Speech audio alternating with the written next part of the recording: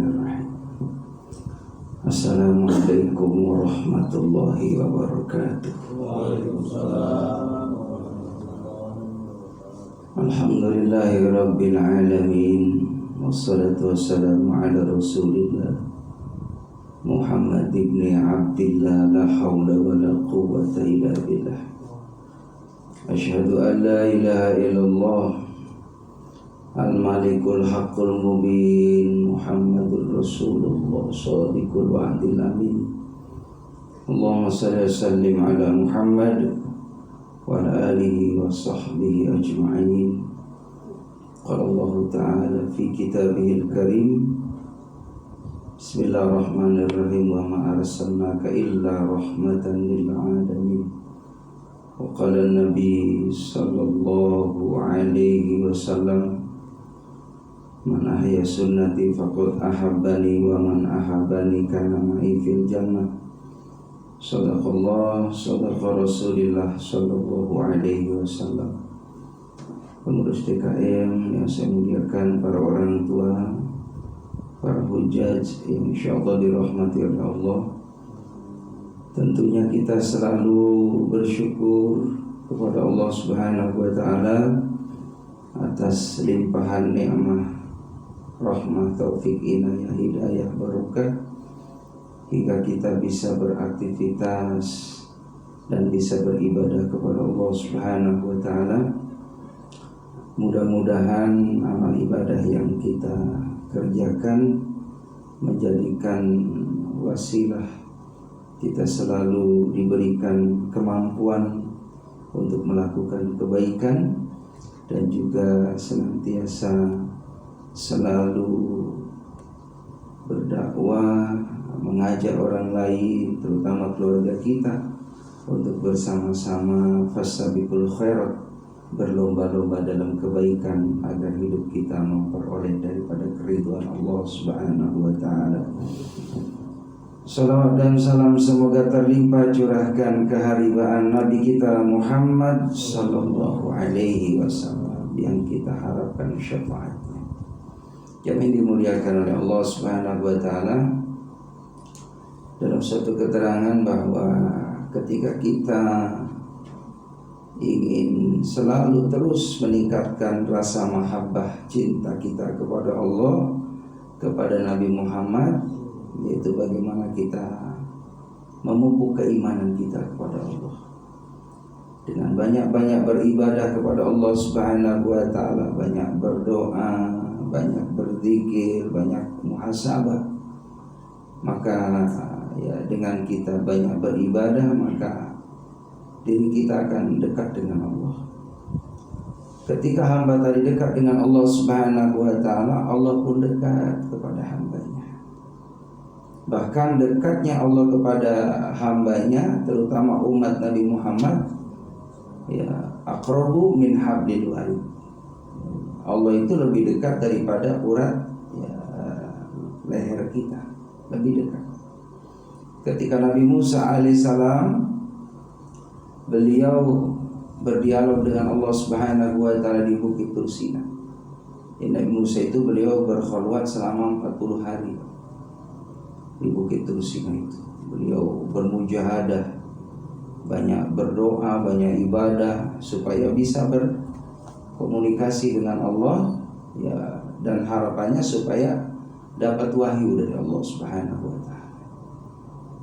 Maka ketika Allah mengizinkan Nabi Musa untuk berbicara dengan Allah Subhanahu wa taala, maka ketika Allah perintahkan, ya Musa, lihatlah engkau ke belakang.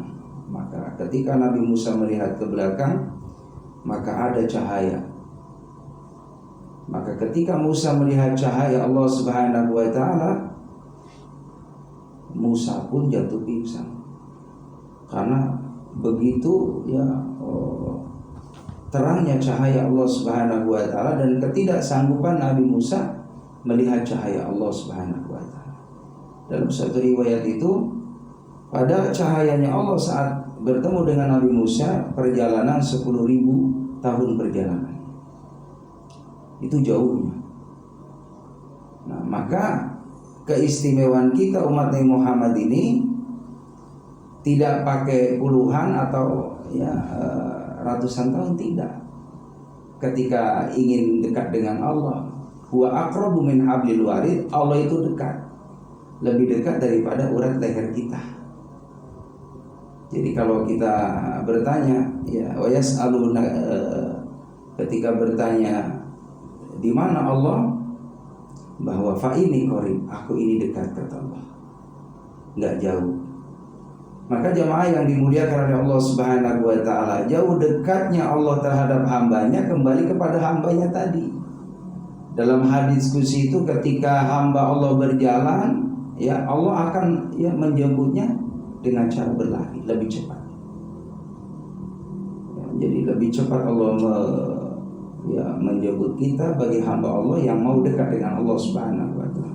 Semakin cepat lagi dekat kepada Allah, semakin Allah menanti hamba tadi dalam kondisi siap untuk menjawab pertanyaan atau permohonan daripada hamba Allah Subhanahu wa taala kepada Allah. Fa ini qarib, aku ini dekat, kata Allah. Jadi gak jauh. Maka ketika Nabi Musa alaihissalam beliau berdialog dengan Allah Subhanahu wa taala,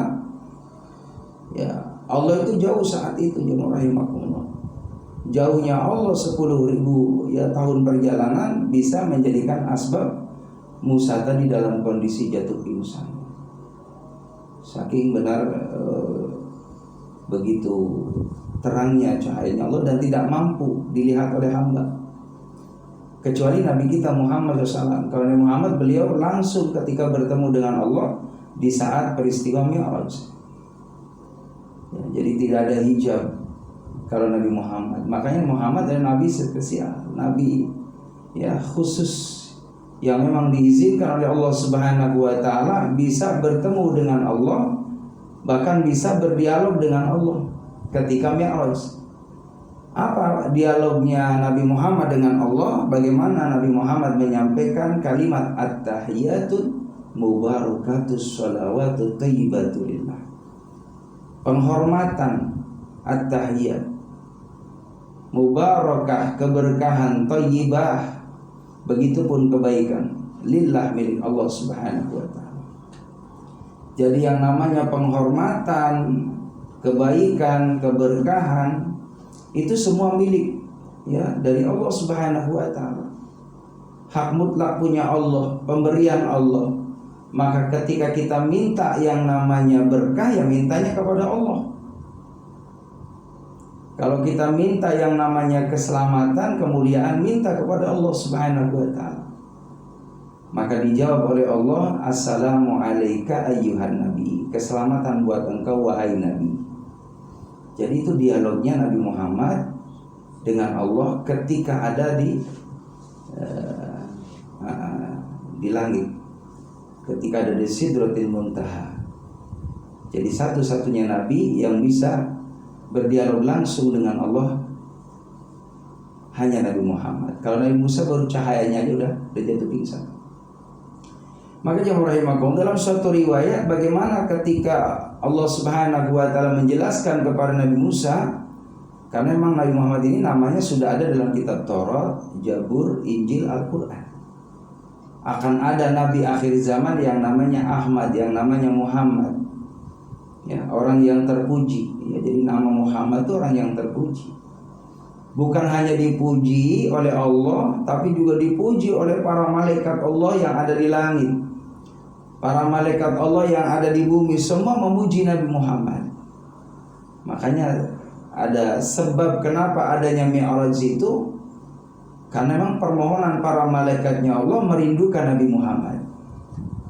Jadi para malaikat Allah yang ada di langit memohon kepada Allah supaya diizinkan Nabi Muhammad hadir untuk ke langit. Nah, itu permohonan para malaikat Allah yang ada di langit. Kalau di bumi mah Nabi Muhammad memang 63 tahun di bumi. Semua para malaikat mengenali Rasulullah SAW. Bahkan semua tumbuh-tumbuhan, bebatuan, semua tuh makhluk-makhluk yang ada di bumi ini semuanya mengagumi Nabi Muhammad.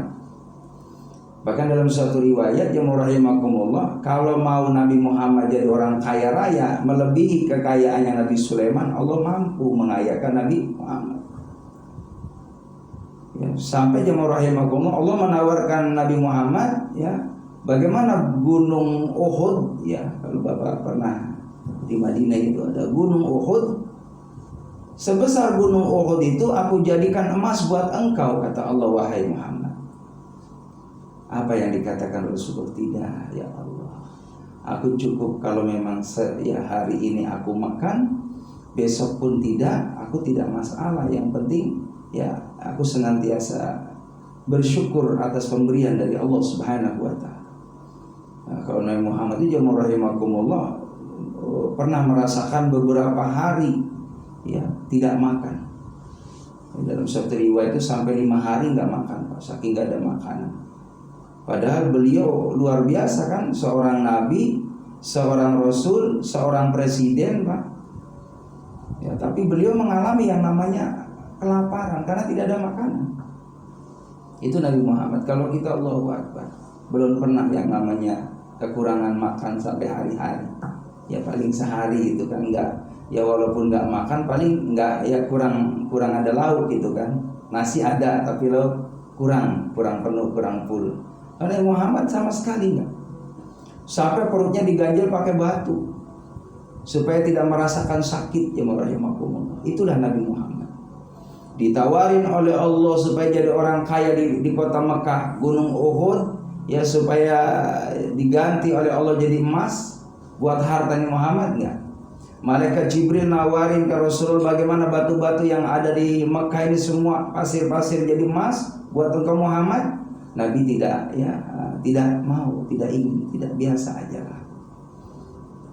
Karena Nabi Muhammad sebagai uswah, contoh. Bagaimana bayangin kalau Nabi Muhammad senang sama dunia, iya kan? Kalau Nabi Muhammad senang sama dunia, umatnya lebih lagi senang lagi. Oh, Nabi Muhammad gak senang sama dunia, di umatnya banyak yang senang sama dunia. Begitu. Makanya Nabi Muhammad jamaah rahimakumullah ketika Mi'raj itu kan dipanggil tuh sama jin, ya, jin Ifrit itu. Berubah menjadi seorang wanita tua, lalu berhias semua nih, tangannya dipenuhi dengan gelang, kakinya dipenuhi dengan gelang kaki gitu, kayak orang India, nah gitu ya gambarannya. Nah, itu termasuk israf, berlebihan. Jadi kalau mau pakai ya yang wajar lah, satu-satu. Itu sampai sesikut gitu kan, saking banyaknya tuh Pak. Itu timbul nanti apa? Ria, timbul sombong. Inilah makanya Nabi mengajarkan bagaimana umatku ini hidup sederhana. Sampai ketika beliau akan berangkat ke langit, Nabi Muhammad Mi'raj, dipanggil sama jin tadi, jin Iblis, dengan menyerupai ya wanita yang tua memakai perhiasan. Lalu Nabi Muhammad bertanya kepada Jibril, ya Jibril, itu siapa tuh yang manggil-manggil saya? Itu jin, ya Rasulullah, itu iblis. Itu simbol bagaimana ya ketika engkau istiqomah tidak melihat ke belakang, berarti engkau tidak tertipu dengan dunia. Itu tadi, jin tadi yang menunjukkan kepadamu bahwa dunia ini udah tua. Karena tadi wanita tua tadi kan, simbol dunia ini udah tua. Tapi walaupun sudah tua, ini yang namanya dunia tetap bakal dikejar, bakal disenangi sama manusia. Tapi Nabi Muhammad dia menghiraukan, tidak tertipu dengan godaan tadi. Untungnya ke situ, kata malaikat Jibril, untung kau ya Muhammad tidak nengok. Kalau nengok kamu akan tergoda umatnya dengan manisnya dunia, indahnya dunia, tipuan dunia. Maka Nabi aman. Ya rahimakumullah. Nabi Muhammad luar biasa tuh digoda tuh waktu Mi'raj. Nabi ditawarin kan sama Allah 2 minuman. Ada minuman susu, ada arak. Nabi minum susu. Ya, coba hadirin ya, Masya Allah. Kalau Nabi gitu kan ngicipin arak ya.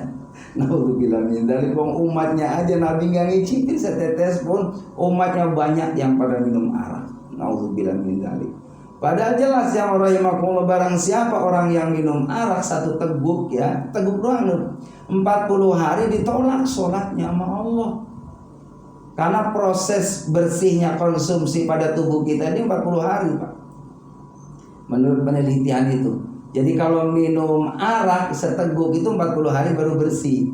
Jadi kalau ada 40 hari itu minum seteguk, itu 40 hari ditolak karena ada najis dalam tubuhnya. Karena arak itu najis hadirin.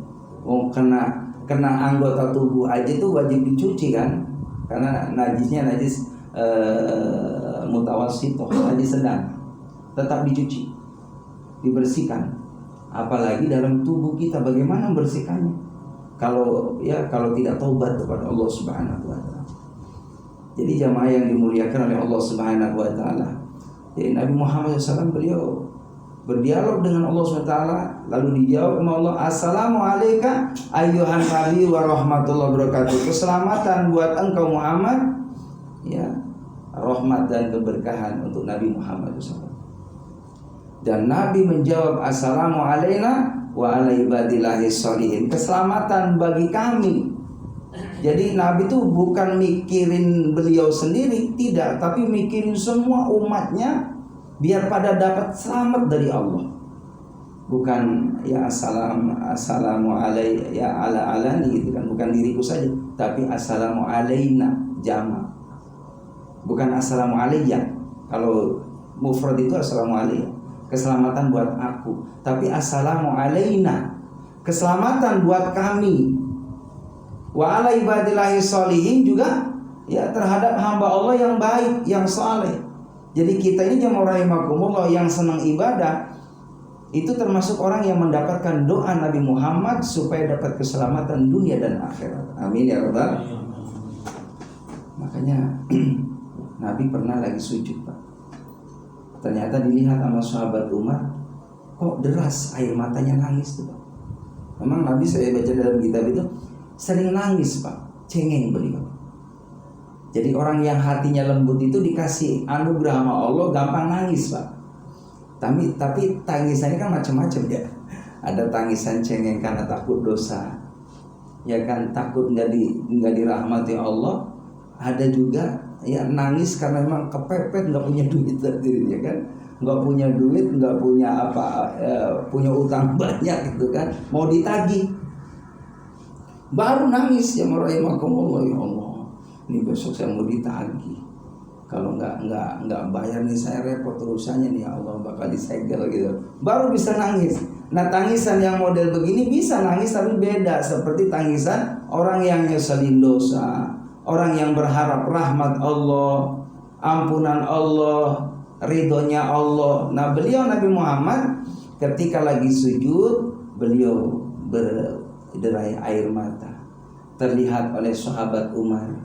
Maka selesai sholat, Umar nanya, ya Rasulullah, kenapa engkau menangis di saat engkau sujud? Maka apa jawaban Nabi Muhammad? Aku bersyukur kepada Allah. Allah memberikan kesempatan, memberikan nikmat kepadaku untuk bisa beribadah kepada Allah, untuk bisa ingat kepada Allah, untuk bisa sujud di hadapan Allah. Ini adalah karunia yang begitu besar bila dibandingkan dengan materi yang aku punya, dunia yang aku punya ini.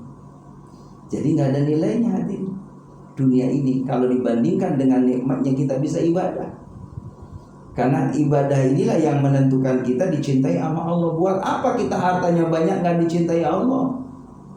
Buat apa kita punya nama gitu kan, terkenal, ya, orang hebat, orang yang sukses, tapi nggak dikenali Allah, nggak disenengin Allah, bahkan dapat kebencian dari Allah. Nauzubillah min dzalik.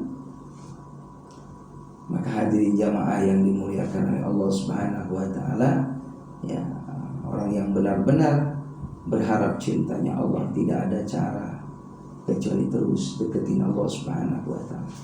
Makanya disampaikan dalam suatu riwayat itu, bagaimana supaya ya kita ini terus tambah cinta kepada Allah, tambah cinta kepada Nabi Muhammad SAW. Ya, diantaranya meningkatkan keimanan kita kepada Allah, mempelajari sejarah Nabi Muhammad SAW, ya, terus juga banyak berzikir kepada Allah dengan membaca kalimat thayyibah, dengan ibadah, juga mengingat kepada Nabi Muhammad dengan apa? Dengan banyak-banyak bersolawat kepada Nabi Muhammad Sallallahu Alaihi Wasallam. Begitupun selanjutnya adalah menghidupkan sunnah-sunnah. Ini sunnah-sunnah ini perlu dihidupkan dalam kehidupan kita. Ada sunnah qauliyah, ada sunnah fi'liyah. Sunnah qauliyah itu sunnah ucapan-ucapan yang dianjurkan oleh Nabi Muhammad.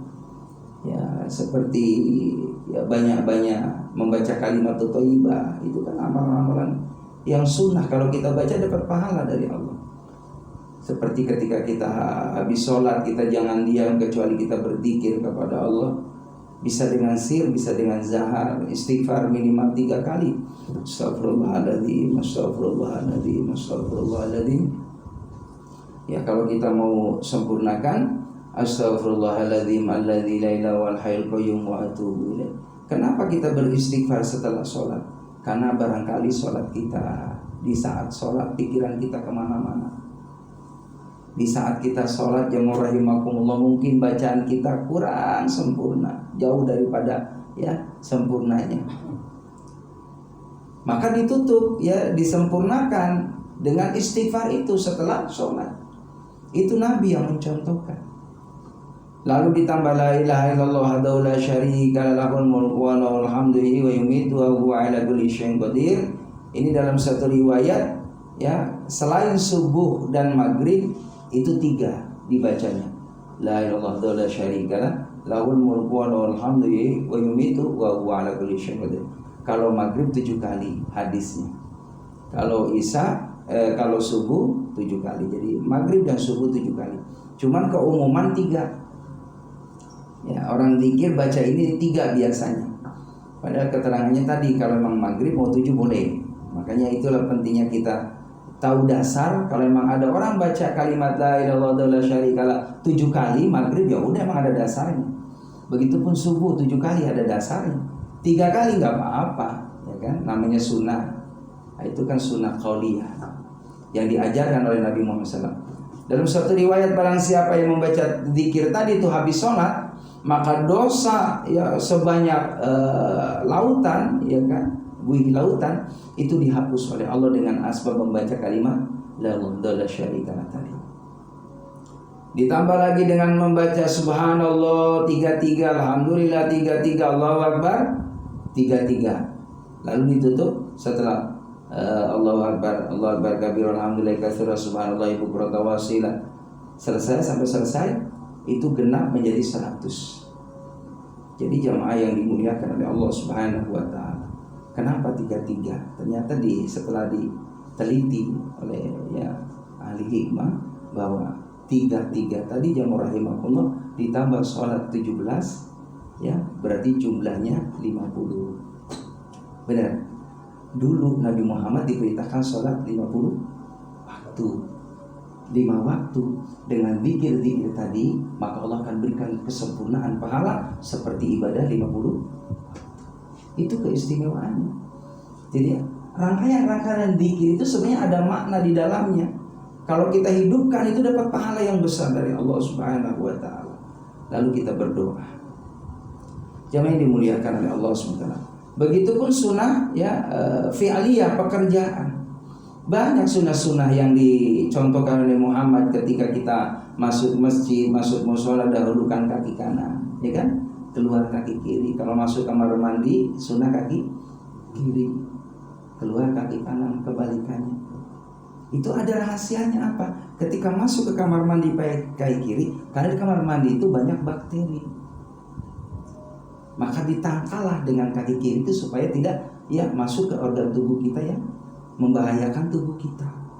Itu setelah diamati seperti itu.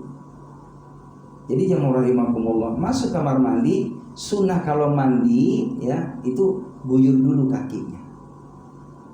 Apalagi dalam penelitian itu usia sudah 50-60 tahun ke atas, itu pembuluh darah semakin menyempit.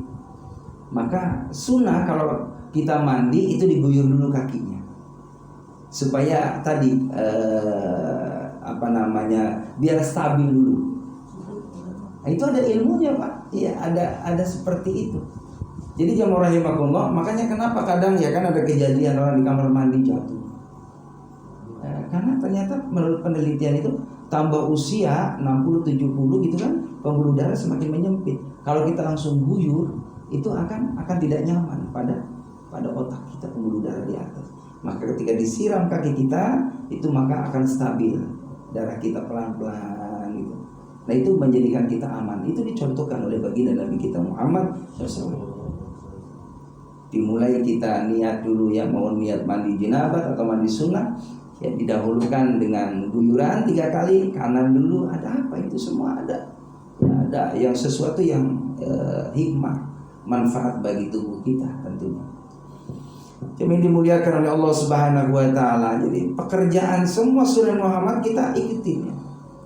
Kenapa ketika kita makan disunahkan ini garam dulu? Itu sunnah, Pak. Itu nolak racun.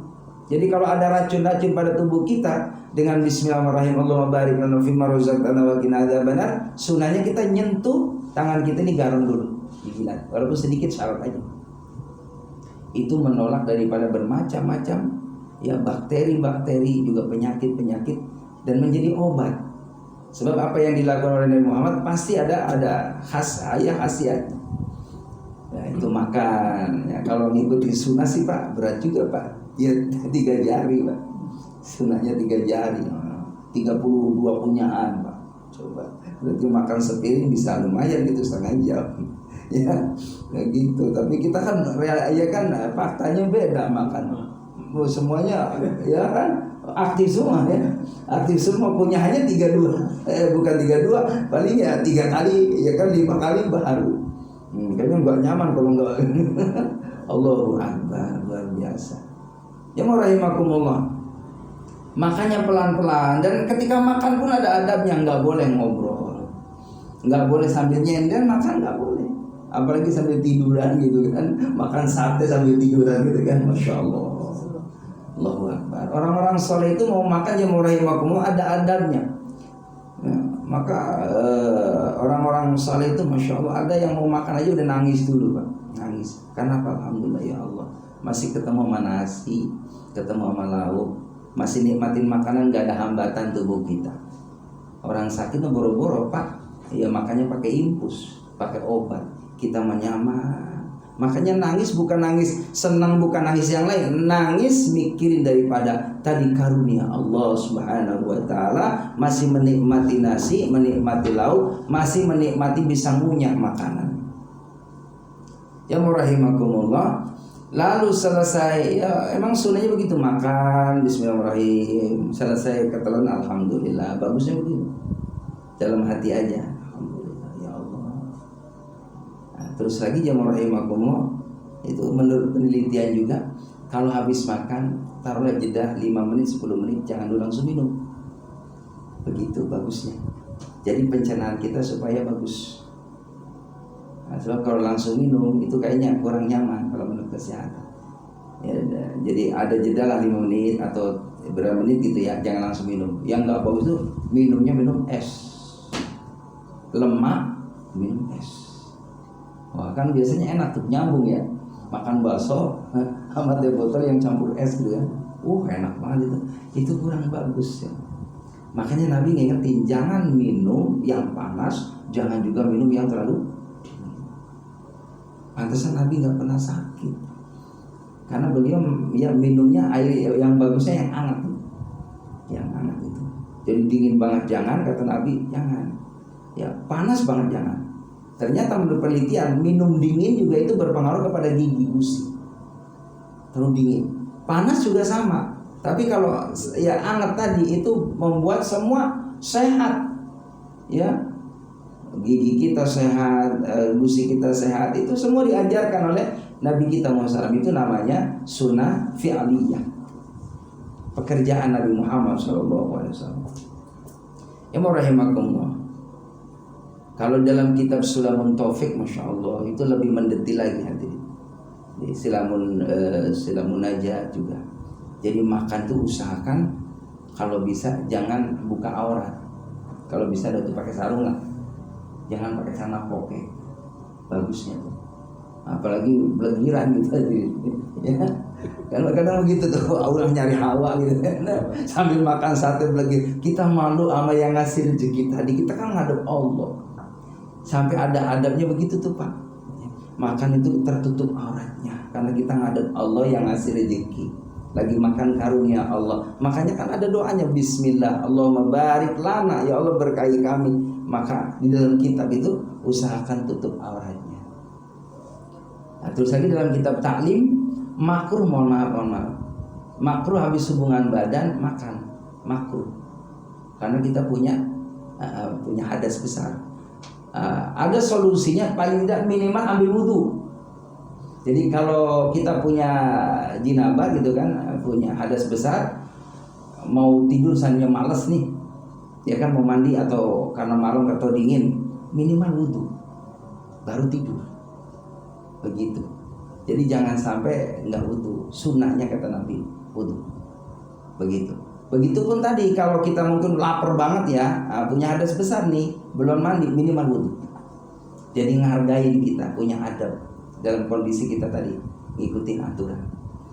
Itu jamaah yang dimuliakan oleh Allah Subhanahu wa taala. Ya kalau kita semua jalani ya kan, amal yang soleh yang semua ada dasarnya dari Nabi kita SAW, ya akan menjadi nilai kebaikan di mata Allah. Semua bernilai kebaikan di mata Allah. Dari sini barangkali ada yang perlu ditanyakan, Pak, dipersilakan.